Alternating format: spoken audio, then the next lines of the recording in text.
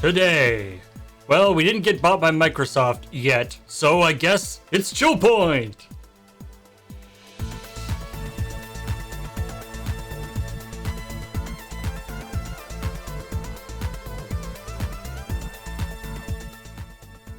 If we did, would we have to change our name to Micropoint? I mean, probably not. Like they didn't make other people change their Soft names Point? to. Yeah. Chill Soft? Yeah, I don't like any of those options. They're all bad. Check soft. Yeah. I kind of like Micropoint, except I don't think I feel like we'd have to be a TikTok channel or something. But yeah. Hey everybody. Welcome to ChillPoint, the show where we talk about video game news and specifically talk about this week's CheckPoint, which went up on our YouTube channel yesterday. And obviously there's one bit of video game news that has kind of overshadowed everything else. It's almost an entire episode all on its own inside. Yeah. That episode was long. Yeah. On Wednesday night, I like posted all the stories we had. And Graham was like, I'm gonna, I'll write something about the Activision Blizzard buyout, but I'm kind of tired, so I'll just like write that, and then I'll try to write some more stories in the morning, and then he did, but then the story he wrote was like a 2-page long story. Yeah, he said he wrote all his thoughts down, and he had like a page and a half before he even had a story. Which is way longer than any script goes. And I believe actually, this is the longest CheckPoint script. That's definitely the longest story I think we've ever done. At least in, but like this week's script. At least in recent memory, from when I'm like from the like folder of CheckPoint scripts we have in our Google Doc that goes back quite a few years. This is the largest story. This is the largest script because it's not only that big long story, but then Beej wrote 3 stories. Because usually when there's like a long story, we take that as a sign to like, okay, we can like, knock off for the other. We can like take it easy. You can take it down to 3 even. Yeah. But no. Not this time. Hey. Hi. In the going online thing, I said we would have possible Beej. Oh yeah. And it turns out it was true. It was probable Beej. Probable Beej. Oh, that's no. right. Not as good of a DJ name. Probable Beej. Too many syllables. Mm-hmm.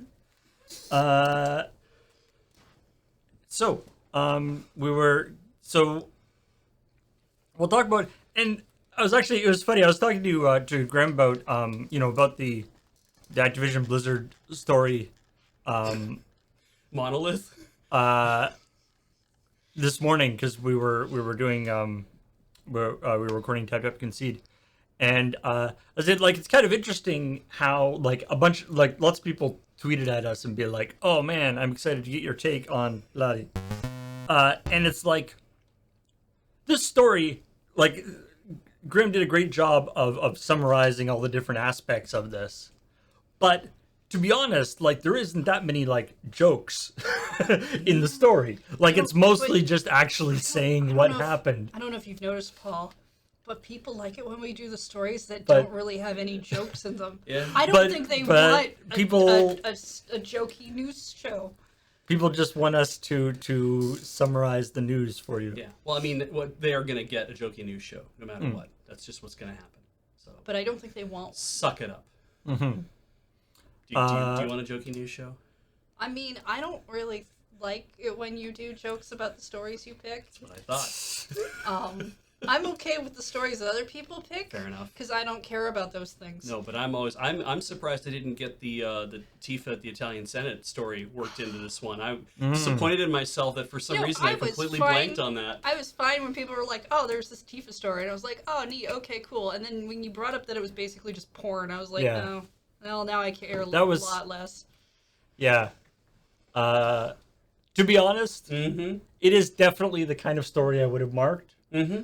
but it happened like over the weekend. Yes. So it was like outside the like window of stuff that I was Yeah. like looking at. Yeah.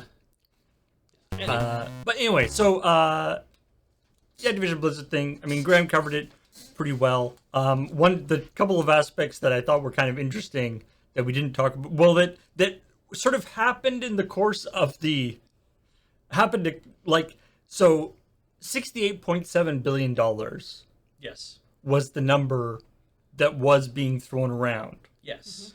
What's interesting though, if you look at a lot of the coverage of this, is that number changes quite drastically. I've seen $75 billion. I've seen 70. I've seen some people round to 69. Do you know why that is? So I figure it's either rounding or it's either that it's a promise thing and now that the share price is moving, things are changing. Because so the actual amount is going to be changing. What they were saying is that the idea is that they're going to be buying ABK. The offer is $95 a share. Right. So that seems like that should be a solid. Right? But is the offer is actually X% above market? Could be. Like, I mean, I've seen it as reported as $95 a share, and I'm like, oh, if this is based on share prices, then what if we don't have the exact breakdown? What if that was somebody's calculation on what it's worth per share, right? So you're right in that we might not be hearing the whole story from every news outlet because they might just be picking a number being like, boom, go with that. And even like it works out fine in the thing, but even in the CheckPoint episode, Graham was mostly doing 68. Yeah. And you were mostly doing 69. Yes. Because of the 68 point blank above 5. Right. So it's like so he was like he was truncating it and you were rounding it. Yeah. Yeah.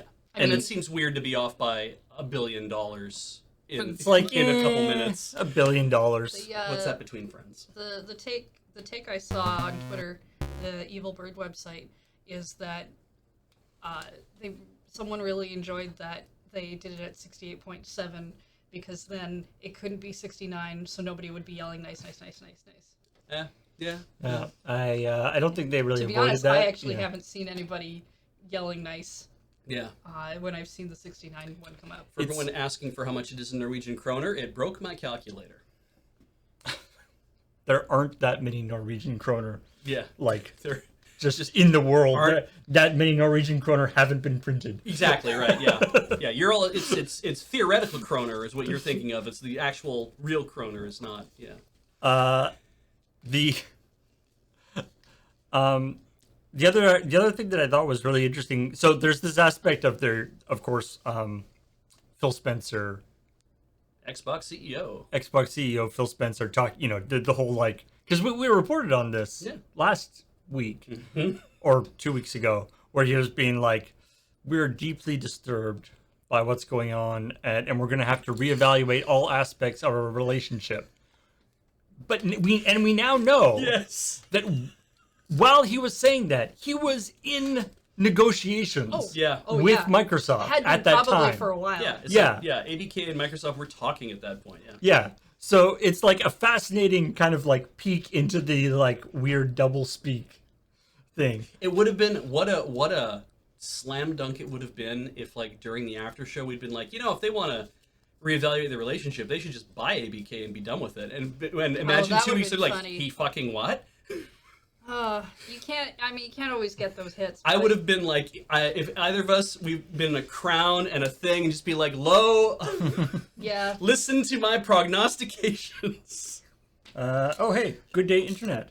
Thank you for joining us with 73 people. All of that audience. Thank you so much. But so obviously, big deal. Hasn't closed yet. I don't think they're. Aside from like random speculation, presumably you don't announce something like this unless you're pretty sure it's going to happen. Yeah. So I don't think the chances are like, and to be honest, I mean, from a industry,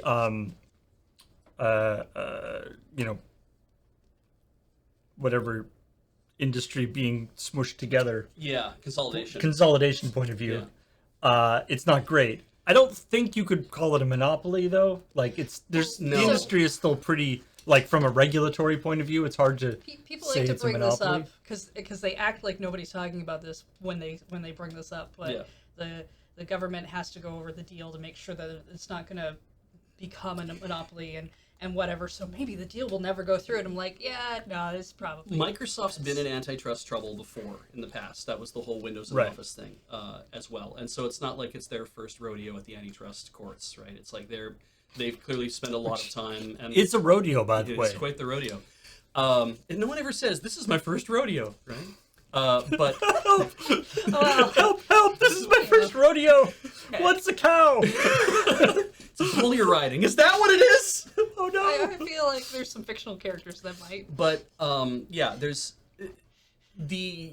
no regulation in place that the U.S. Federal Trade Commission has to review every acquisition or merger. They don't have to do that if they don't want to. That is a thing where it's like if they don't think that it's going to end up in some sort of like in creating an antitrust issue or in creating some sort of trade consolidation that's going to negatively hurt any sort of stakeholder. I didn't say shareholder, I said stakeholder. Then they wouldn't have to. They probably will review this one. They almost certainly should. And they do have the ability to block things if they so desire. They sure do. And so obviously when big things happen like this, everyone is kind of like, are you going to block it? If not, like, you know. Yeah. But everybody has to act like we know this is going, like the both sides of the purchase both have to act like we know this is going through. We have 18 months in which this deal is going to close. Right. All of the stuff's going to get into order. We're going to examine everything from all the different angles, and we're going to push this through to get this done in 18 months.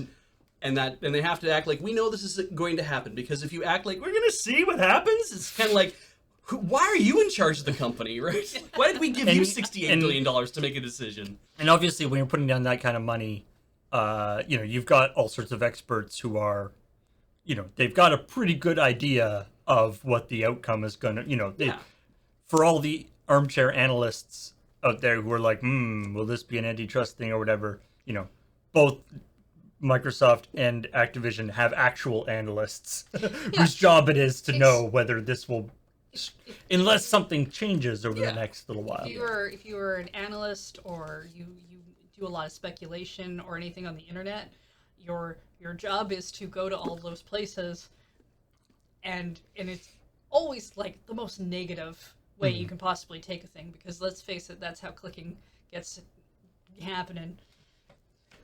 Yeah. Nobody wants to click on the, hey, everything's going to be great and it's going to be fine. Yeah. And a lot of evaluations, I mean, you have to look at the relative market as well. It's like, well, is this bad for...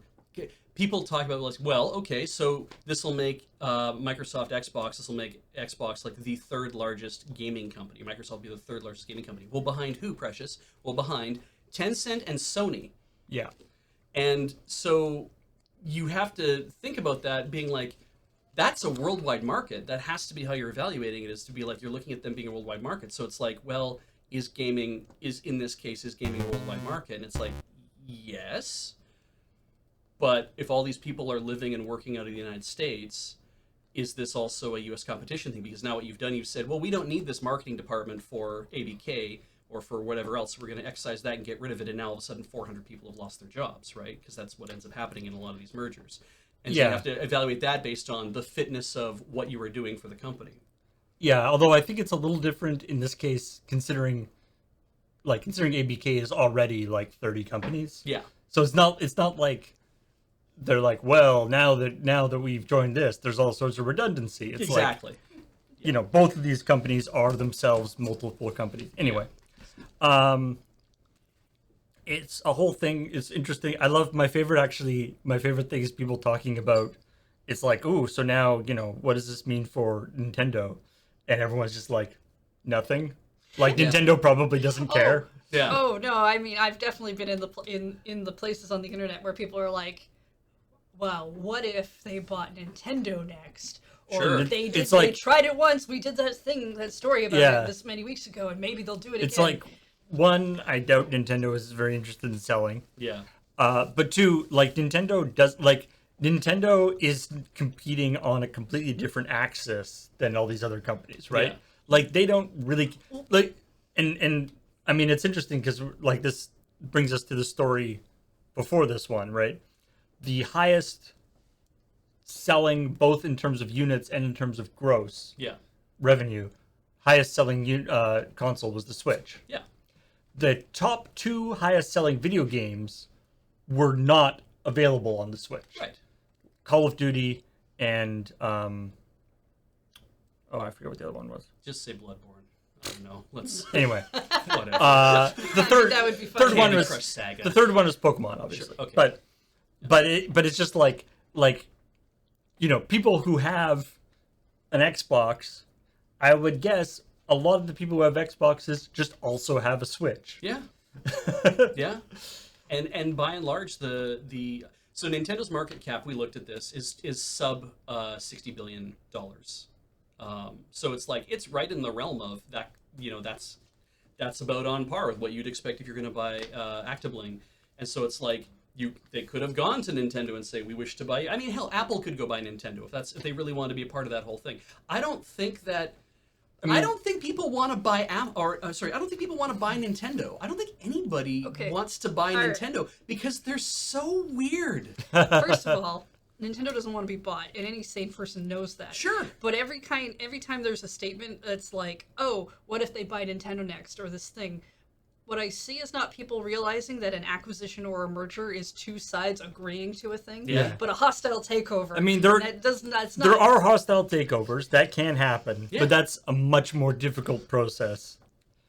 So anyway, also of course the amusing part about this whole, or the thing of like, Bobby Kotick not acknowledging that the reason why their stock price went down is because of all the allegations against them, that it's like, well, it's hard to tell, there's a lot of industry factors, and we had to delay Overwatch 2 and Diablo 4, which for who knows what reason.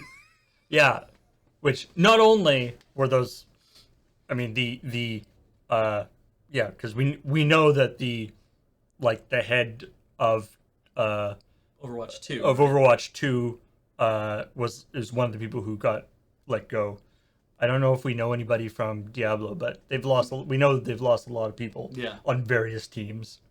Also, there was a great thing that like one of the people who had been on the Overwatch 2 team was like, hey Bobby, you want to tell them about all the things that you were making the Overwatch 2 team do that took us off working on Overwatch 2? It's assumed that Jeff Kaplan, the head of the Overwatch team, who left way before any of this, it's assumed that he left because of constant corporate meddling.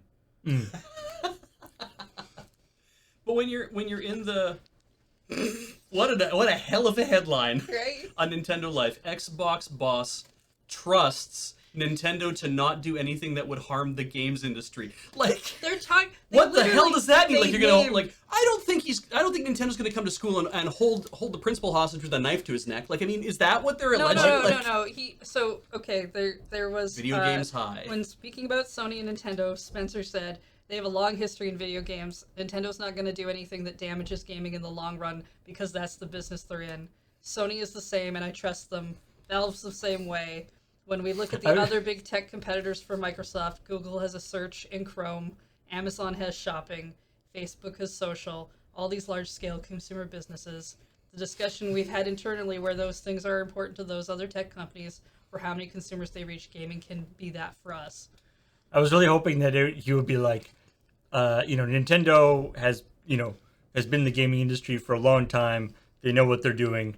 They're not going to mess with anything. What Sony, I don't know what the hell those guys are doing. What I find They're funny, loose cannons. What I find funny about the article is they state that his name is Phil Spencer in the article, but it's like they're like, we are a Nintendo site. No one will know who Phil Spencer is. We better call him the Xbox boss. Don Xbox, you come to me on the day of my merger with ABK. Anyway, lots of the fallout of that purchase. We don't know all the details of it yet, of course. As somebody who has Xbox Game Pass, kind of excited about that aspect of it.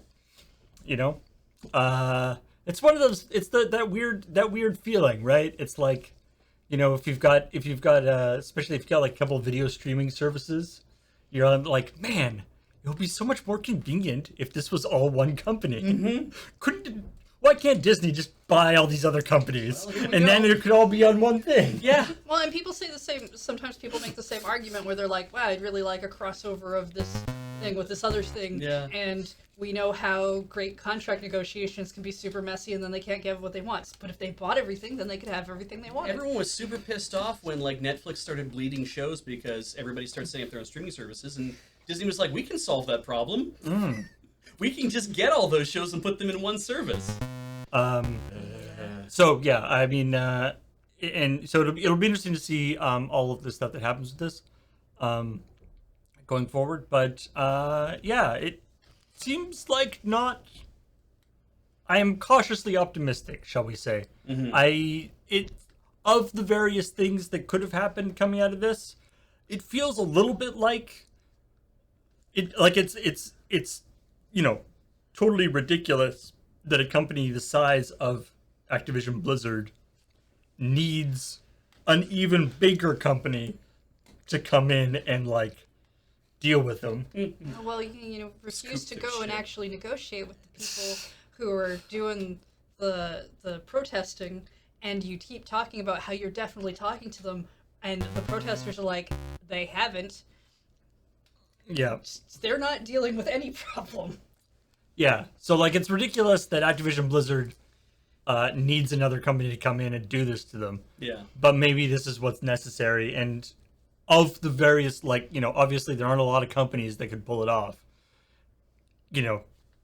As somebody who was a Mac, I'm a Mac user from way back, it feels really weird to be like, I guess Microsoft is the good guy in this situation. Once again, weirdly, I don't like how that feels at all. Yeah. But here we are. I guess the way to look at it, if you're feeling weird about it, is to be like, just be cautiously optimistic, because that's the only way we're going to get through life at this point. Be cautiously optimistic that some sort of justice is going to come for the majority of people at Blizzard who have been making people's lives miserable. Let's just kind of do this thing of, we hope that this means that we're going to see more like justice come out, like whether that's people getting like losing their jobs in the industry, or it's or having to go through like whatever that they have to go through to get to justice. But I mean, given that they might still have to wait another year and a half for the deal to like happen, and then having a reshuffle of everything happen in their company, yeah. Well, one of the things that that could be good. Now, this is pure speculation on my part. I have been, involved or had business relationships with companies, obviously very much smaller companies that have merged with other companies and stuff. Okay. And often one of the things, obviously the liabilities of the company that's being merged is a big deal. Yes. And so I wouldn't be surprised if, there's a real incentive to basically get the litigation that's currently going on against Activision Blizzard to sort of get that wrapped up before it gets dumped onto Microsoft's plate. Yeah. Which could be very good for the defendants involved. Yeah. Like that might mean that Activision Blizzard will be more inclined to just to pay them out. Yeah, shed them Massive from the amounts of whole money. thing. And in that instance, there is there is Phil Spencer and Bobby Kotick are not going to come forward and say, hey, so as a condition of this whole deal, we have to do this now. It's like, we're not ever going to hear it from them. Yeah. I don't think that at all, because Not they likely. wouldn't want to do that. But if it is a condition of the deal, if it turned out to be a thing, it's like, we're not acquiring you when you have all this stuff going over, so fix your stuff. And hopefully it's not bury your stuff, it's fix your stuff. again, cautiously optimistic. If that does happen, we might get that leaked. Maybe we'll hear about it in a few months, right? Maybe we'll hear about it in 6 months about, oh, this thing has actually been going down this whole time. And be like, oh yeah, it's really okay. So it is. I always feel like the big things that happen today that we don't know about, but a bunch of people get placed under NDA for or whatever. If we don't hear about it within 6 months because of a leak, we hear about it in 20 years because people can finally talk about it without repercussion. right. People would be like, let me tell you about Yeah. all the stuff that was happening during that merger. Oh my god. We will have some sort of tell-all, I'm sure. Yeah. Well, somebody hits a podcast and they're like, "Can you talk about this thing?" And they're like, "Actually, I can." Yeah. Like, Well, yeah, I don't care. I don't work for them Yeah, anymore. Yeah, Microsoft's not even business anymore. Shit, I can talk about this all I want. Or like someone does. It's all the some sort of, metaverse now. Someone manages to do an interview, and they can finally talk about a thing, and that interviewer wants to like. Yeah. It just seems to be a thing that happens. Like, that's how we get stuff like Microsoft tried to buy Nintendo so long ago and then got laughed out of the room, right? Like we get that stuff way later. Yeah, absolutely. On the 20th anniversary, yeah. All right. Well, let's move on Yes. and talk about the equally exciting news from Nintendo, Great. which is that they have a set of 3 posters that you can get. I want to know, you put this on the list. What was your take? Because you got to see my take. What was your take on why this was on the list? So the contrast between the 2 stories I hadn't really thought about. Okay. It was mostly that they were giving away they were giving away these posters Yeah. that I seem to be mostly just the like box art Yeah, for key the art. key art for the game. It's not new art. It's not anything interesting. Yeah. That I guess it was mostly just that they seem to be very excited about that. Yeah.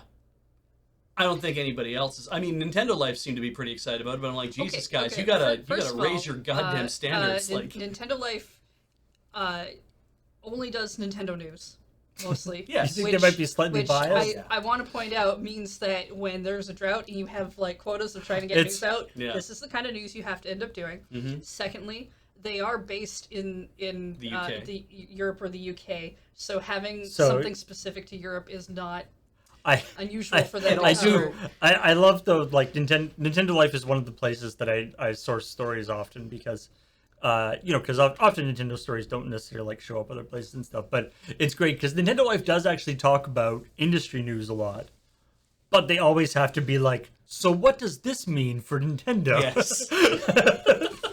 They try to like work it into Nintendo somehow. which is always weirdly my perspective, too. Yeah. but I listen to a variety of gaming podcasts, and a couple of them are Nintendo only focused. And the week where there is no Nintendo news, because that is the week that they're like, well, time to think of a retro topic to talk about because nothing's happening this week. The actual interest here is that another physical reward showed up for the My Nintendo.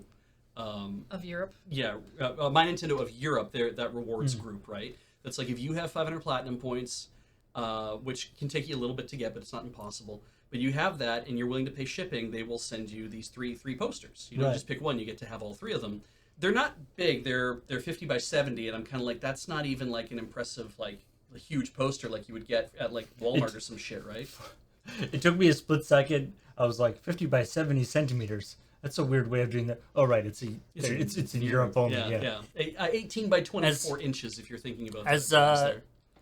someone in the chat mentioned, Star Fox 64 wasn't even in Europe. No, it was called Lilac Wars. I saw that. Thank you, Lord Serrano. But That's a much more interesting name. yeah, the Personally. because it was called Starwing over there when it was on the Super Nintendo. Oh, It wasn't really? called Star Fox. Yeah, Huh. because Star Fox was already a game that existed. Yeah, it was in a the weird UK. one of these weird copyright So when things. Star Fox 64 came out, they couldn't call it that again, so they Right. called it Lilac Wars. So Zootopia, Zootropolis, got it. Zootropolis, yeah, or California Man is Encino Man. Anyway, so it's what it was is it's excitement that it's like, oh god, another physical reward Now, in North America, we've been getting more physical rewards, like lanyards and like notebooks and like all sorts of like and they've all stationary been done in this way of you put in platinum points, which is the free point currency for just doing some stuff, and then you pay for shipping. Yeah, and I've bought lots of stuff where it's like, I guess I'll pay my $7 and get this thing delivered to me, you know, that kind of thing. It's Pepsi points. Yeah, it is. Ultimately, Kool-Aid points. It is Kool-Aid points, and the frustrating thing is that they rarely have anything that I consider to be good the way Club Nintendo did good, where it was like, do you want a an N64 or wait, was it I think it was a GameCube green controller, Luigi green with the Luigi logo on it. That's the reward if you have platinum status at the end of the year. Okay, You get but that was for free. Nintendo Japan. Yeah, it was Nintendo Japan. I'm like, everybody always wanted the Club Nintendo Japan rewards because they were amazing. They're like, I want accessories, I want hardware, I want unusual stuff, and they're like, sure, but you live in the States, so you'll get a poster or keychain or, you know, Kleenex that Reggie sneezed into once. We had some better stuff for the platinum status thing. I got that question mark cube statue with like Bowser and shit on it. But like maintaining platinum status was like you have to be making so many game purchases. Yeah, you have to be buying like 2 games a month. It seemed like that one was harder. Yeah, but this idea with my Nintendo has been like, boy, the prizes have sucked, and right, they have, and I think in Europe they're probably excited to be like, oh, there's more physical prizes showing up again. Maybe we'll start to see this getting better and better. That's why they were excited. Okay, I was like, the juxtaposition of Microsoft just bought a huge gaming catalog and Nintendo's got posters. The Japanese Club Nintendo's still better because they got a bomb bag from Skyward Sword HD, and we did not get that. No, we didn't. And I want it. I like because like kind of small. They also got plates for the hearts, which I don't care about as much, but I thought was cool. Like kind of like small-ish posters with like marketing images on them is very much the kind of thing that you can like, you know, Kool-Aid points or whatever would go, or would like be like in Nintendo Power magazine, like folded. Yeah. And you like undo it and do the take out the trifold poster. Take out the staples in the inside and stuff. Anyway, I mean, I used to have I have Nintendo Powers when they didn't used to have staples in them. They were just glued together. They eventually moved to saddle stitch, which made it real weird. Anyway, enough of that pointless story. Let's talk about the leak of basically everything from. No. The one leak about it, because if we start talking Pokemon Legends leaks, I'm leaving. No, we're not going to talk about We're talking about that a leak happened. We're not going to tell. Full data mine. Yeah, of Pokemon Legends Arceus. Yeah. Let's come up with 6 different ways we can say it, and we'll say all of them. Literally the way you say the name of the Pokemon is Arceus, so yeah. We're not getting into that conversation again. That's how I'm saying it. Some of the people, the Typhlosion in particular looks pretty stoned. Yeah. And apparently, like, people are not happy with some of the designs of some of the Pokemon. But like, you know, we haven't seen it like, maybe that's just like one shot. Like maybe that's just, you know, it's like if you take a picture of like somebody when they're about to sneeze, they'll look all weird. Like maybe that's just a bad shot of that. He was just, you know, his eyes were like half closed because he's kind of tired. Maybe that's not what he's like all the time. Yeah. Maybe he's not just like, it's Typhlosion, the baked Pokemon. Maybe he's trying not to sneeze. That's true. His arms aren't very long. He can't maybe get up to his nose. Like the idea. He might be trying not to sneeze because he doesn't want to get fired. Like the idea that he's... Jesus, I love the idea that he sneezes. And achoo! And when he does that, the flames shoot out his back, and he goes because the flames are flying out of his back, and that's why he's posed like that.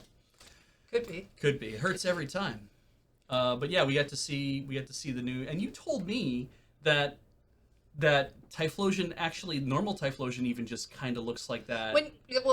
Before the attack. Well, not necessarily before attack. It's just he's not always flaming all the time. He's not always flame on. So yeah. Sometimes those flames are just off. Is the thought that he's going to be one of the starter Pokemon? Again, I have not been reading Oh, any of the okay. leaks. I couldn't tell you. I think the starter Pokemon are Well, no, because three. usually there'll be new ones, won't they? Yeah. No. but- For this one, there's 3 from previous. It's Rowlet, and I remember that because Rowlet is awesome. It's Piplup, I think, the little penguin, Okay. and then the fire one, Chimchar. Cyndaquil. Oh, damn. Brownie points to Cyndaquil. Yeah. So Oh, nice. I do think that. Oh, it's Oshawott. Rowlet, Is it Oshawott? Damn. Right. No, Piplup is the Pokemon that they're giving away soon. I've been, That's why uh, I've seen that. God Oshawott. damn. Which I was just like, oh no, I like Oshawott and Rowlet. Yeah, you'll have But to pick Rowlet Cyndaquil. wins. I've been playing. I'm not picking Cyndaquil. I've been playing Pokemon No. Diamond, Sorry. Oh yeah, Shining Diamond, Shining Diamond. Brilliant Pearl, And Brilliant Diamond. well, is that the new one that just came out? The new one Oh, is the Shining Brilliant. Are you playing on Switch? Or are you playing it on? No. This is the one that came out for DS. This is like an older one. Then it's just Diamond and Pearl. Yeah. Yeah. Sorry. Diamond. The So is the new originals. one that came out a re-release of the? It's a remake for one to one. But the one I'm playing is also a remake. So it must be not. It must. I think it's like the Gen 3 ones or something. I don't know. Anyway, Mm-hmm. it's the one with Cyndaquil was my starter. So it's whatever one Cyndaquil was the starter for originally. Platinum, maybe. Oh well, if you're playing Platinum, that's the 3rd iteration. Yes, it's the So- 3rd iteration, and- but it's the and- update. And what to I it. understand, it's the better of like all 3. Yeah. Mhm. Okay. That's it. For a Heart Gold variety of and Soul reasons. Platinum and Soul Silver. Soul Silver. Right. Okay. Sorry. It's confusing. Anyway, Also very good. I'm playing Soul that- Silver is one of my favorites. I'm playing that, and Cyndaquil was my starter, which, to be honest, hasn't been working out great. He's good at the very beginning, and then it turns out that like most of the people you fight are not vulnerable to fire, which is kind of the Well, the fact that water types kill fire and fire has no advantage against them, and I just did the ice gym, and ice is supposed to be the one that like fire is really good against ice. Sure. The ice gym leader is all his Pokemon are water ice types.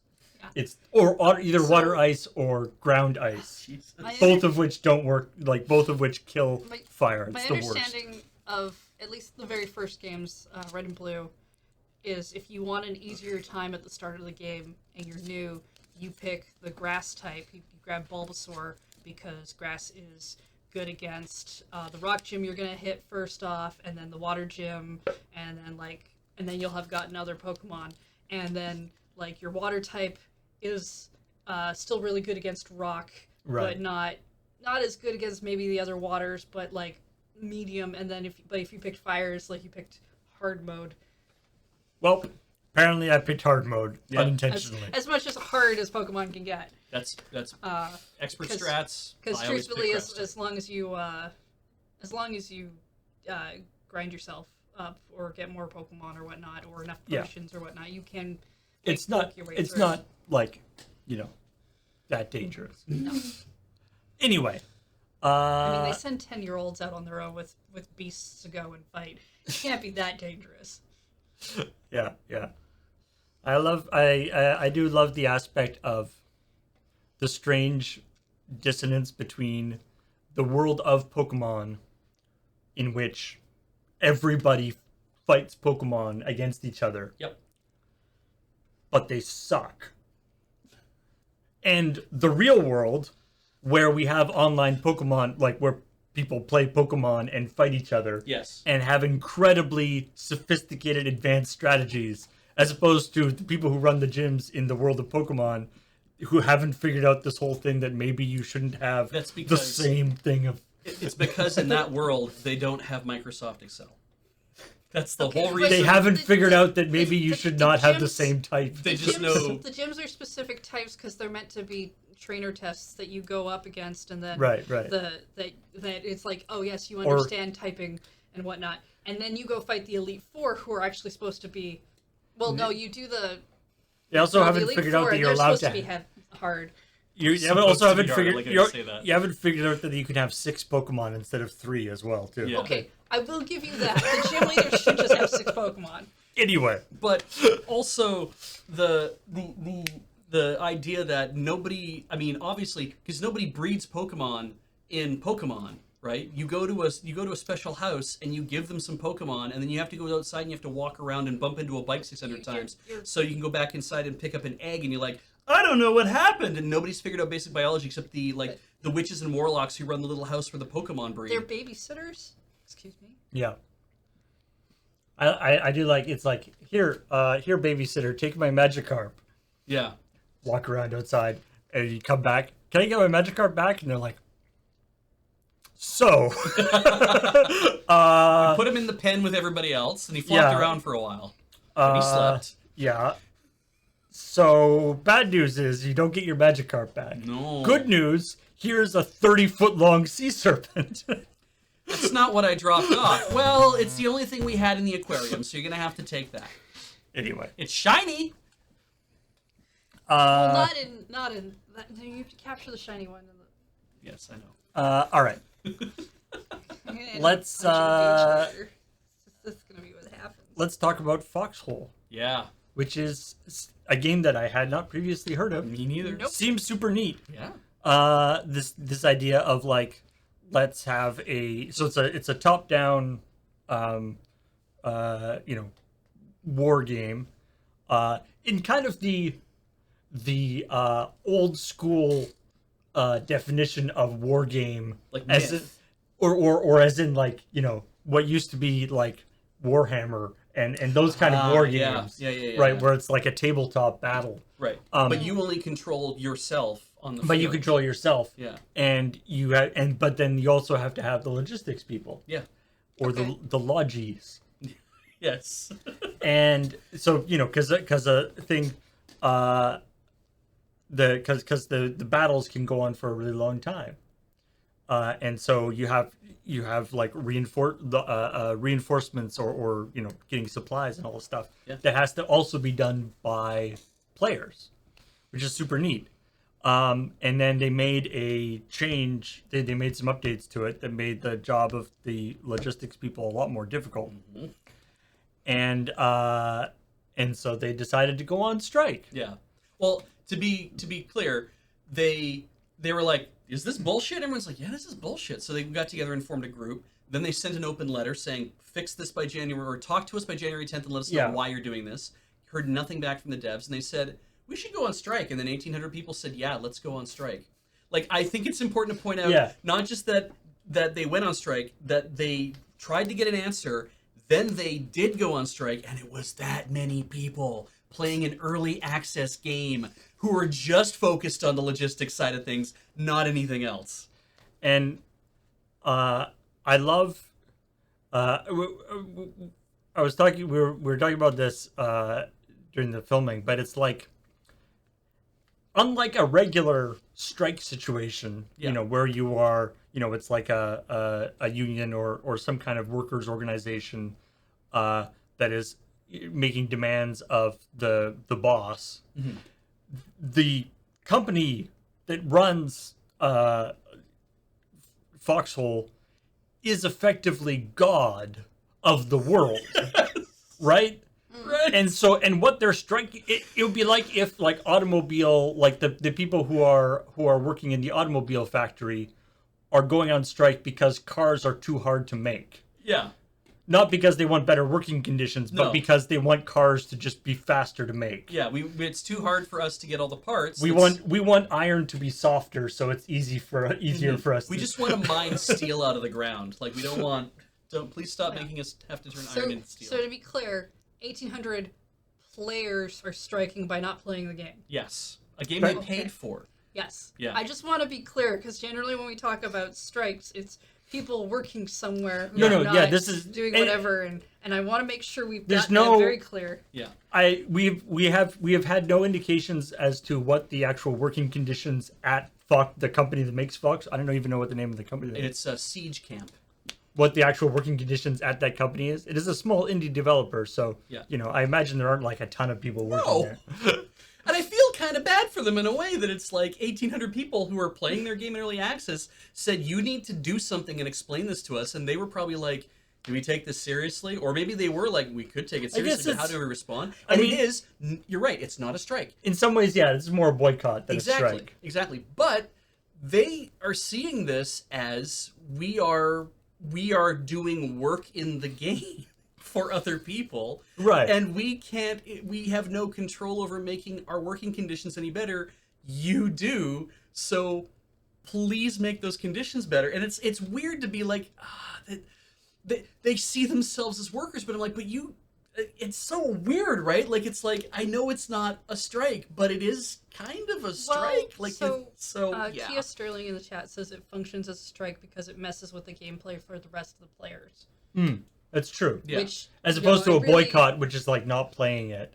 Yeah. Yeah, so A strike yeah. has the idea, and to be honest, like, I don't know if there's, to be honest, I wouldn't be surprised if there were players who are playing the sort of combat portion of it, Yeah. like solidarity, not wanting to cross the picket line. There are even other players who have come to the game being like, oh cool, I want to play this and I want to do logistics, and they see what's going on, they're like, I'm not going to do logistics side of things. No, Or I'm going on strike too. And in the subreddit, people are like, don't be a scab. Yeah. Don't work for... And I'm kind of like, do I drop $34 on this game and then join Logi and just be like, I'm not going to play it either, guys, because I'm on your side. Here's my $34 Siege Camp.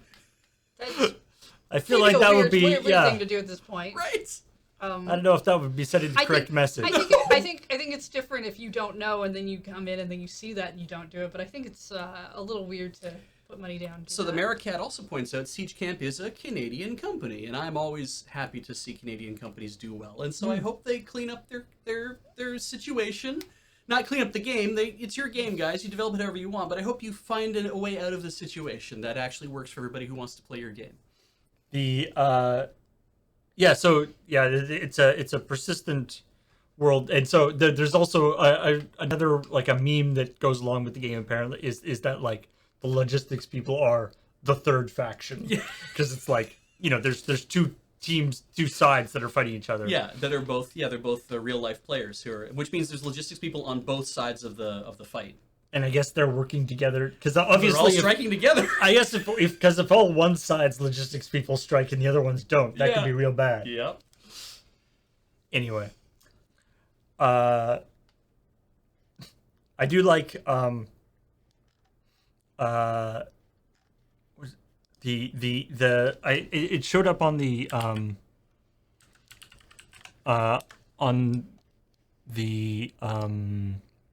Steam page or the Steam page, okay. or the logo I put up, but the tagline for Foxhole, which is persistent world warfare, Yeah. which is one of those things where, like, outside the context of a game, like, persistent is kind of a nice way of saying, like, constant war, which is usually considered to be a bad thing. Yeah. What you're seeing here really is that this is probably a tagline that Lockheed Martin used once and then threw away, and they said, well, we'll use it now. What's our next story? The next story is that Simlish isn't real and can't hurt you. Yeah. Oh no, I can. Which the main takeaway from this story is watching this bit of Beej and Graham with the closed captioning on is amazing. Kudos to the YouTube closed captioning team because it actually comes up with a lot of words, and it makes it's one of those things where, like, if you read the closed captioning while you're listening to it, you're like, yeah, they're definitely saying that. So it's definitely the sounds I'm hearing come out of their mouth. Are they speaking Dutch? No, it's Simlish. It's Simlish kind of leaning into Swedish Chef at certain It points. really did. Like it was, In your first take, Yeah. it kind of sounded like you were rewinded. Yeah, that's true. Yeah, I was actually doing a lot of the back. It made me think of those. You remember in, like, I think it was the 90s, they had those voice recorders that recorded like 30 seconds. Yeah. And then you could rewind. It reminded me of those. I was like, hi, I'm Dave. How are you? I don't think either you or Graham have actually, like, heard a lot of Simlish being spoken. No, I haven't. So just that you were just working on the idea that it was just like, It's gibberish. Yak backs. But I Thanks, know Stephen that, Fire. I mean, the thing is that they have talked about that Simlish is something, in order for it to sound like Simlish, that everybody speaks the same language, that the sounds have to be common and consistent. Yeah, But that doesn't mean it's a language because it's not actually understandable. right. And there isn't like words don't mean Yeah. things. I've heard that if you say "sul," apparently that's like what you'll hear somebody say as "hello." That tends to come up quite a bit. Yeah, well, But- and as I'm before CheckPoint started, and you guys were talking about this.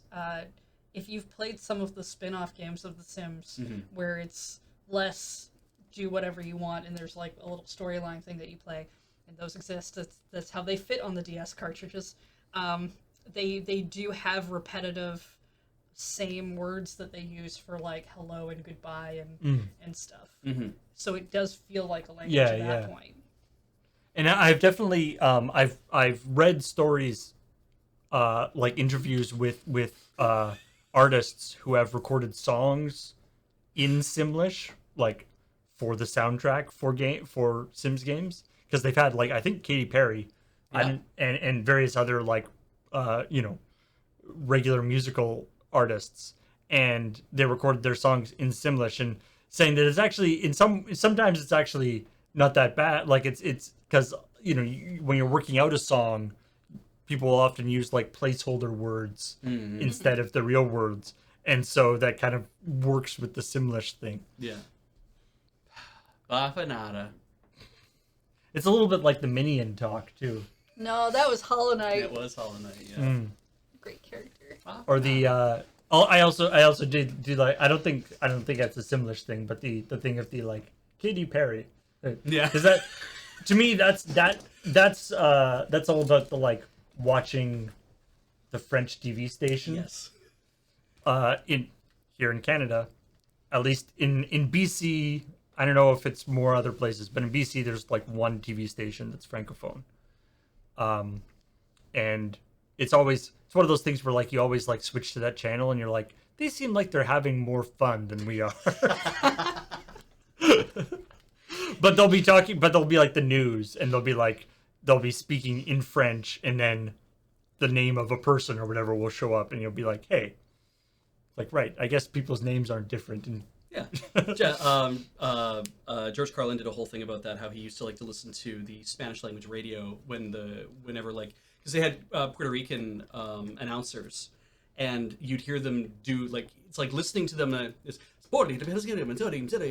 all this amazing like it's like music, and because when you don't understand it, it is like music, right? Because it is just the rhythm and the sound and the tempo and everything else, but also be like, Pepsi Cola. You'd have the ads come on and you'd hear stuff in English, and it'd be completely disorienting out of nowhere. You'd be like, what? I didn't expect that. I can speak Spanish all of a sudden, right? So yeah. And then the other little bit of news that came out of the Activision Blizzard is that apparently Bobby Kotick was looking around to hire or to buy a gaming news site in order to change the narrative around Activision's current situation. Buying the media is a thing that a very rich sociopath will do. Washington Post. I feel like he'd have to buy a lot more of the gaming media than just like. I was just thinking like it would be hilarious if like a big gaming news like Polygon or Kotaku or whatever Nintendo Direct, some like well-known gaming news site suddenly starts just posting like simping hard for Bobby, like so just posted like top 10 most attractive CEOs of video game companies. Number 1 is Bobby Kotick. Or like all the people. Let's have an interview with all the people at Activision who haven't been harassed. Let's just rename. Why does nobody ever talk about all those people? We'll rename the website to Bobby's World, and then everybody who remembers that cartoon can be unhappy. It was either you or Graham who pointed out that Kotaku as a April Fool's joke. Yeah, I saw that. Yeah. They renamed themselves to Koteku. Yeah, but it was like a long time ago. Yeah, too. back in 2010. It's like 10 years ago. Yeah. Anyway. All right. So let's talk about the stories we didn't talk about. And to be honest, there aren't that many. We talked about because I usually mark 10 to 15 stories that we can look at. For this because of stuff this like a third of those stories were just different takes on the Activision Blizzard. Yeah. Because they're all the little different aspects of it, right? Yeah. But there are a couple other ones. Including, I guess this is Blizzard related, but not Activision Blizzard related. So you may remember that Warcraft 3 Reforged came out a couple of years ago now, I guess. 2018 or 2019? Yeah, Yeah. which was the re-release or remake of the original Warcraft 3. You mean before it was World of? Yes, exactly.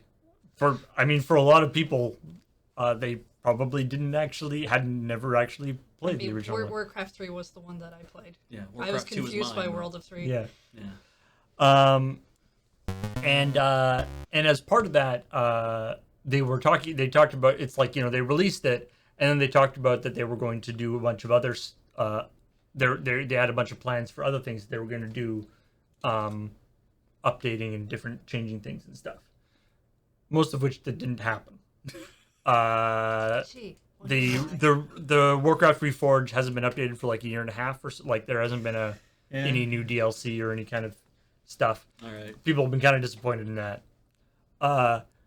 But a fan has released what they're calling the Warcraft Reforged. Yeah. Which is, so Warcraft 3, one of the cool things about it is it's always had and this new version, the re-release also has very strong map making tools and stuff. Yeah. In fact, that's what Dota was originally. It was a Warcraft 3 map. That's how much scripting you could do in it. And so a fan has made Warcraft 3 Reforged, which is they've gone through. They haven't, apparently he says he didn't actually like adjust any of the graphics or anything, but for instance he like changed did a whole bunch of the camera work and stuff. Right. Because he was saying like they basically used the same camera stuff for like cutscenes or like in-game in-engine cutscenes, like Right. when you go and talk to somebody or whatever. Oh, okay. They use the same setup as they did from the original, and he's saying the models are a lot better now and stuff, but they don't show them off, like you don't see any of the cool stuff. Right. So he like changed, he made the cameras a lot more did a whole new camera Cinematic things. feeling. Yeah, much more Okay. cinematic. He added a bunch of extra sort of between scene stuff that actually like makes it connect to World of Warcraft better, like actually Okay. explain the significance of what's going on in the Warcraft 3 areas. Cool. Okay. Um, Looks like there's some other stuff like onboarding for brand new players to help them like understand how this game works, because Yeah. probably nobody's played an original Warcraft game before. So so anyway, it's a patch, or it's a sort of level pack that this person is working on, and it's one of these things where it's like the whole fan stepping in to do the thing that the company should have been doing anyway. right, yeah. Oh God, they did a bunch of so Blizzard did a whole bunch of lip sync, like proper lip sync to the voice, and yet they wouldn't show it off, which is part of what drove that idea of, wait, why don't we have better camera angles to see them talking, right? Yeah, okay. I mean, because generally you hide bad lip syncing or whatever because yeah, you don't because want it's off people and to it's notice weird it. and- Yeah.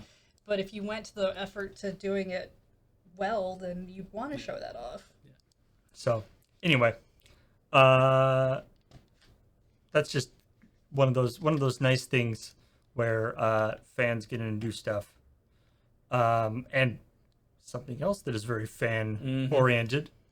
Blaseball is going to be a card game, which is opens up a whole raft of questions. Does it interact with the original game? Apparently, it's going to have a lot of. So no, there aren't many details revealed, but we do know it'll be a two-player competitive head-to-head experience that takes place during a climactic ninth inning. This is probably going to be a shorter style game, like maybe 10, 15 minutes or play style then, right? It's not something you have to build over time, perhaps. You'll either lead the Auric All-Stars, Blaseball's reigning champs, or the Canis Underdogs. The matchup is subtitled Set Number 1, which Yeah, I mean, there could be expansions. Given that they said 2 players and there's 2 teams, I imagine that's an easy thing to add expansions for. They've also specified, because Blaseball is what it is, this takes place in a separate splintered timeline where some things are the same and some things are different. Great. And apparently, despite its name, Blaseball TCG, Yeah. it will not actually be a trading card game. Mm-hmm. Good. Okay. Good. There won't be randomized booster packs or anything like that. And you won't need prior experience or knowledge of Blaseball. Also good. But there will also be the fans' ability to make their own original framework or fan work remains the same. So same open door policy for fan-made content that helped the web game become so popular. Yes. So I'm assuming that means that there may be Fan expansions. or like blank cards in the thing or whatever. Fun, yeah. This was a crowdfunding announcement. Where are they? Have they said where they're? Kickstarter. They haven't said where they're going to do it. They have said that they are very opposed to NFTs, which means that depending on how Kickstarter moves forward with their current plans involve blockchain stuff, not necessarily NFTs. Yeah. Those are 2 distinct ideas. But depending on how Kickstarter moves forward with their blockchain plans, there may be a problem with that. Yeah. So Okay, so don't mess it up. This is an announcement that Blaseball is going to work on a card game. They're going to crowdfund it. Yeah. And we don't know where that is, but at some point that will probably be all over wherever they do Blaseball things. Yeah. Because Yeah. Blaseball. And please, Kickstarter, don't mess up. Yeah, I'm just curious of like what the thing is, because if it's a current crowdfunding campaign, they generally have a thing of like, here's when we hope for it to come out. Yeah. And given that I know like 2 people within Lure who know about Blaseball enough to maybe want to play this game on an AFK. Yeah. Could be fun. So we talked last week. Yeah. About all of the Wordle clones that were causing problems, both in the iOS store and in the Android store. Yes. That people were making way more in the iOS store too. People were making games that either were just flat out called Wordle, yeah, or that were called something very similar to Wordle, or just like looked identical to Wordle, or all sorts of stuff like that. And they've done a pretty good job of kicking a lot of those to the curb, at least the most egregious ones. Yeah. But the flip side of that is that developer Steven Kravota made a game called Wordle! 5 years ago when he was 18, mostly for fun. It's a different word game. Yeah, and it's in the App Store. It doesn't work anything like the lingo style Wordle that we are playing online these days. No. Yeah. Yeah. You can. It's basically how many words can you make from it's like Boggle or something. How many words can you make from a set of letters? Yeah, they did this to practice coding and. Yeah. Saying it was a free game. It got about 100,000 downloads apparently before he stopped updating and promoting the app. and then it had dropped down to like 1 or 2 downloads a day. Yeah. Suddenly, he starts getting 100,000 or 200,000 downloads per week.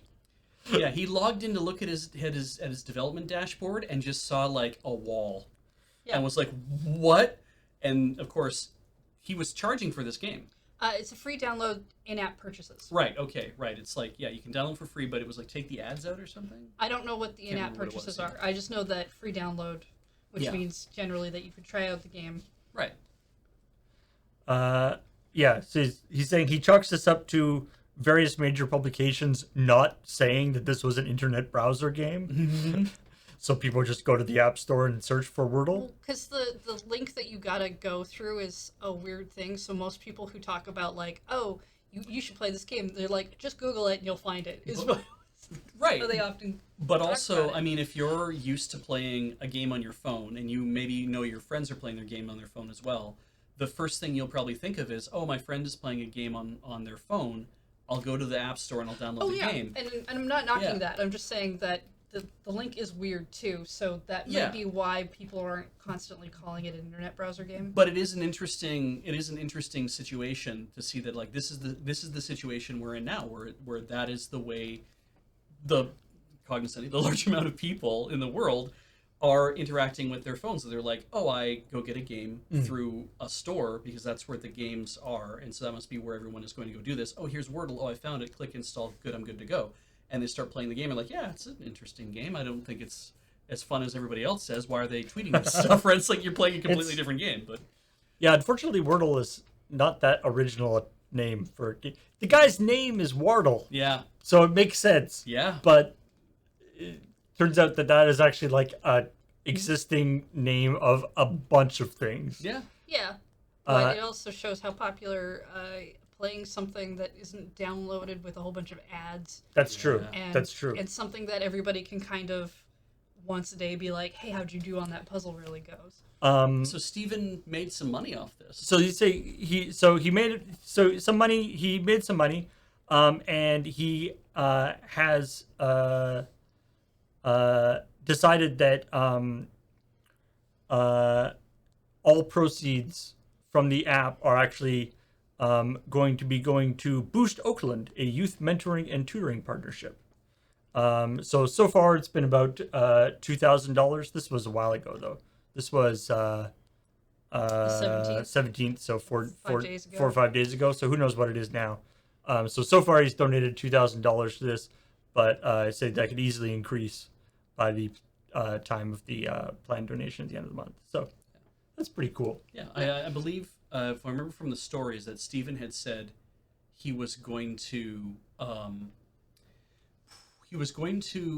he talked to Josh about it, because he's like, I don't know what I should do with this money, because clearly nobody was interested in my game, they're interested in your game. Right. And I'm like, the ballsiest thing I've ever heard to be like, I've had this massive windfall through this mistake, and boy do I feel guilty about it.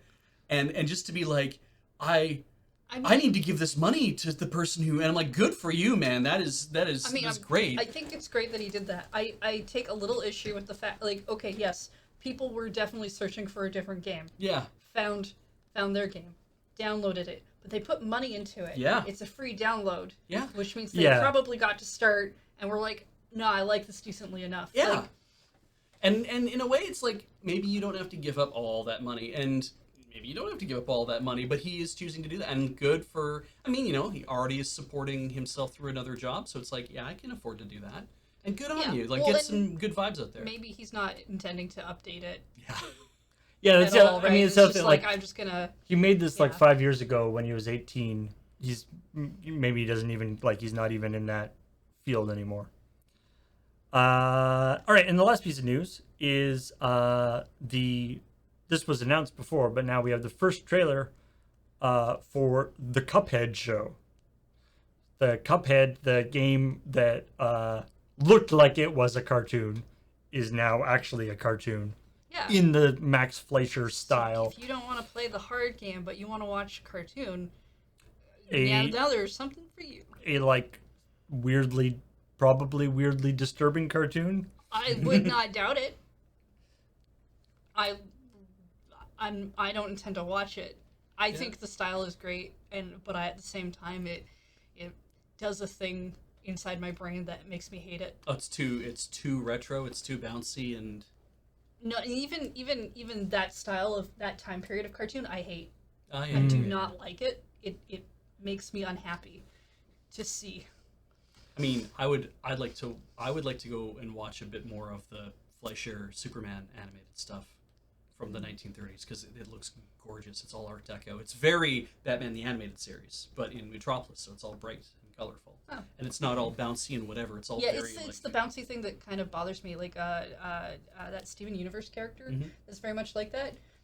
I had a harder time watching Steven Universe all of a sudden because of that character, even though I think it was a great character. Oh, right, from the movie. Yes. What's her name? Spinell. Yeah. Based on the award-winning video game that smashed into the scene with gorgeous retro animation style, The Cuphead Show is a character-driven comedy series following the unique misadventures of lovable, impulsive scamp Cuphead and his cautious but easily swayed brother Mugman, as the two scour their surreal homeworld of Inkwell Isles in search of fun and adventure. They always have each other's backs. That's nice. I guess you'd need to be like, we need to have things for them to do and protagonists. Yeah, we can't. The show can't just be like Samurai Jack, or just like a guy like shooting bullets at them for 25 minutes. I like the idea of Samurai Cup though. Like just.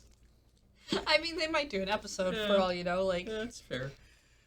Fun though. That's really cool. That they're getting their own cartoon. Cuphead combines nostalgic delight, side-splitting gags, and a healthy dose of the heebie-jeebies, especially when a ridiculously weird nemesis, the devil himself, arrives on the scene to toy with our heroes. Yeah, I was gonna say, I'm pretty sure you basically fight Satan in the game. So Netflix animation, gambling or something. Yeah, so it'll be a 12-episode series, but each episode is only 12 minutes long, so like half-length Steven Universe style episodes. Yeah. Okay, so Netflix Animation is producing it. They don't say who the studio MDHR. I don't think is they're the guys who created Cuphead. So that's not the animation studio, and they don't really say who the animation studio is. They just say that Netflix Animation is producing it. So. I have thought their marketing has been really cool. Yeah. Like during the Game Awards, they did that flapper dress. Microphone singing show for the DLC that they were bringing out. Yeah. Right, yeah. Delicious last dessert, last something. Yeah. And I was like, that's cool. Delicious last. It starts with a C because it's DLC. Yeah, right? of course. Yeah. Course. Delicious last course. That's it. And that I like. I like the marketing they do, and I like a bunch of other stuff. It's just I can't play that. Yeah. The animation bothers me. I mean, the bullet hell aspect bothers me. I'm not a fan of bullet hells, to be honest, but it's also because I will become incredibly obsessive until I defeat the thing, in kind of an unhealthy kind of way. All right, well, that's all the stories today we've got for this week. It's too bad, Beach. If you had waited one more day for CheckPoint, you could have had some better Nintendo news. Oh, well. Is there breaking news? Well, Banjo-Kazooie came out, and next month we get Majora's Mask. Yeah. It's, 99 all over again? I don't know what year anything came out. 2001? Sure, yeah. Is this, is this one of the first times Majora's Mask has been made available? No. No, they did a 3D port on the 3DS. Oh, okay. That's actually supposed to be pretty good. So pretty sure it was available on the Wii Virtual Console. Yeah, no, it's one of the ones they keep bringing out. Okay, so this is not like a huge thing. You know, it's a step above posters. But it is the first time that it's been packed in with something. It is, after a fashion, freely available, right? Like, I mean, you have to pay for the expansion pack for the Nintendo Switch Online, but it's like if you were already paying for that, you're seeing that show up out of nowhere. Whereas in no other instance have you just been Majora's Mask gets dropped in your doorstep one day, right? So it's like you had to belong to this special club to get a copy of it, right? So, yeah. All right. I like Majora's Mask. Yeah, good game. Supposedly, also based on things I saw on Twitter, they fixed the reflection thing in Ocarina of Time's emulation. Ah. Oh, so that the water but doesn't not go the all fog, weird? But Oh, not the fog. Oh. But the water part with the reflection they fixed. Maybe they'll keep working on it. Who knows? If that's important to you. Yeah. All right. Well, coming up in about an hour and a half, we got Friday Night Paper Fight, where it's going to be Commander with Graham and Adam and Wheeler and Fourth person. a fourth person. It's Kathleen. Probably not if Graham's also there. Yeah. Don't worry. You should tune in to find out. Yeah. Mysteries.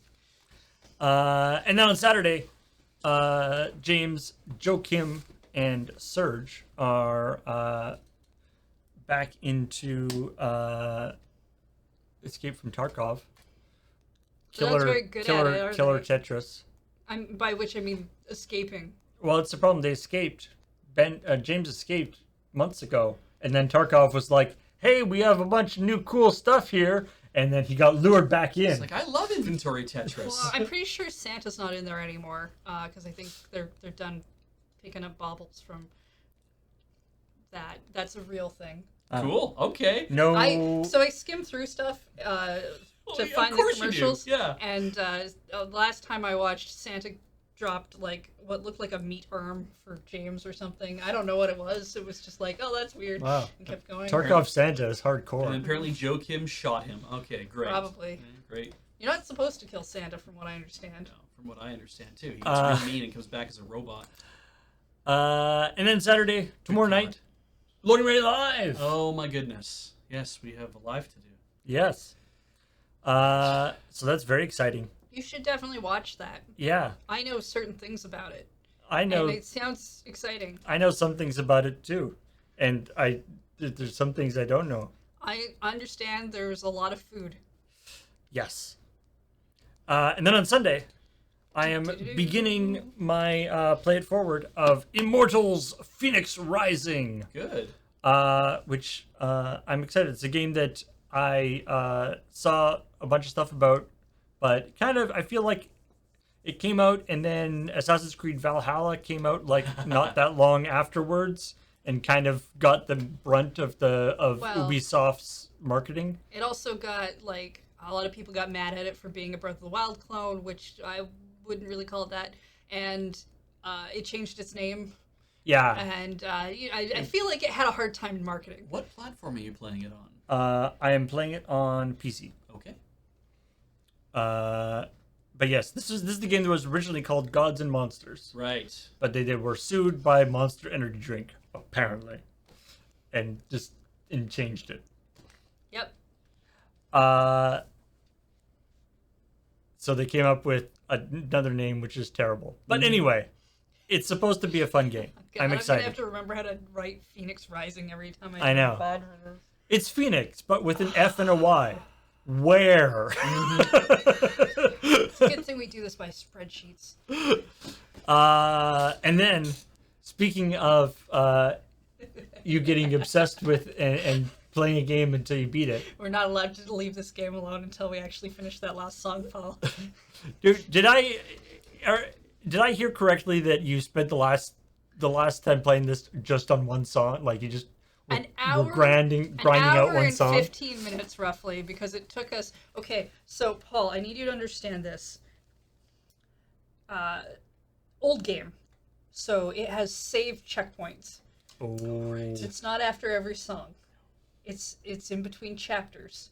We're in chapter 6. Chapter 6 requires 3 songs to be played. We're stuck on the last one. We made it through the first one. Took us a little bit of time to get to the groove through, and then the second one was not so bad, so that took us about 45 minutes. So we were on this for an hour and 15 minutes. Last song is very hard. We finally got to the third part of the song, because there's kind of like these parts to it, and Ian finally made it his first time to the third part of the song. I was very happy for him. He did very well during the first 2 parts finally, and then he hit the start button and the exit button and exited out of the entire game. just right before we were finishing. Out of spite. We didn't even get to see parts of the third part of the song to learn anything. Oh no. And he died very quickly. He tried to eat the controller, and he fell down on the ground. And I forgot that there were 2 songs before that.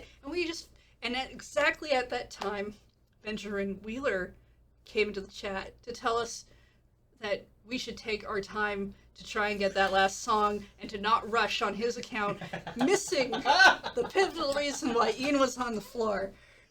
Wow. I should watch that. So Beautiful. yes, cool tune. So We are will you defeat. Oh, hey. are you like emotionally? Look who it is. Oh, it's Laura. Hey Laura, Hello. thank you for the raid. So are you like emotionally prepared to continue now? Like, Well, what I'm saying is, I'm glad that you're gonna do your play it forward at home, because Ian and I might show up beforehand to get through the first 2 songs so that we can spend the actual entire stream trying to get that last song. But we're not. oh, you as could. far as I'm concerned, cool tune cannot leave Rhythm Cafe until we defeat it. All right. And we're only doing the 1 character playthrough. We're not, because all the songs are the same. We're not going to go back and do amps play. We're playing Spica. And then on Sunday evening, Slay the Spire. Wheeler's continuing on with that on Is This Your Card? Apparently he was on He's the, on the orb guy. The No, I think he's on the purple? 4th character now, which I forgot they hadn't added in back when I played this game, so now I gotta go back and play this game too. Ooh. So you'll never see me again, because Great. I'll be either playing a rhythm game that we can't defeat, or playing Slay the Spire, I guess. Except for that one. And then on Monday, I'm back. So Sunday, Monday, Wednesday is when doing the Play It Forward. It's a little weird because there's like a bunch of days between. Yes. That's just the way it worked out in terms of how the scheduling happens. But always the mornings. Yes. Okay. It's always 9:30 to 12:30 in the Okay. morning. Sunday, Nice Monday, morning stream. Wednesday. Yeah, Cool. Uh, From home? yes, I'll be doing it. I'll be playing that from home. Alrighty. yeah. And if you can't make the streams, don't forget you could go to youtube.com/loadingreadylive, and you'll find them there eventually. Mm-hmm. Actually, pretty on par with the stuff being up roughly like 2 to 3 days after right now. Nice. So And of course, later on Monday will be the Can't Draw Horses Club. Corey will be drawing things that, and friends will be drawing things that are not. You know what? It might not be drawing. Last week, they was were sculpting. sculpting with clay, so anything can happen. Ooh. And then on Crossing the Streams, Special game to be announced. if I recall, the game will actually be Deep Rock Galactic. Ooh. Nice. Get back in So that. yeah, get back in that. It's going to be myself and Serge and Corey are going to be playing Deep Rock Galactic. Getting back into that Getting rock eaten- and stone. Getting eaten by Dangler's fish. Dangly fish. So lots of fun stuff going on. loadingrerun.com/live has the place with full schedule. I've just decided every time that there's not information in the place that there should be information, that it must be something special, and you got to tune in to It's a find out. surprise. Super special surprise. Congrats to Shattered Shamrock on seeing Astroneer make it into the Nintendo eShop today. Ooh. Because apparently they worked on it. So, Oh, very. yeah, Huh. their thing was the Switch port. So I hear congrats to you, and I hear that is a cool game. yeah, I've heard some good things about it too. Only seen it on PC when we were at PAX. no 'Cause that's where I saw it. Doesn't it get played by that guy who makes everything hell all the time? Games I play or something. Oh, let's game it out. Yeah. Did you do Was that Doesn't- Astroneer?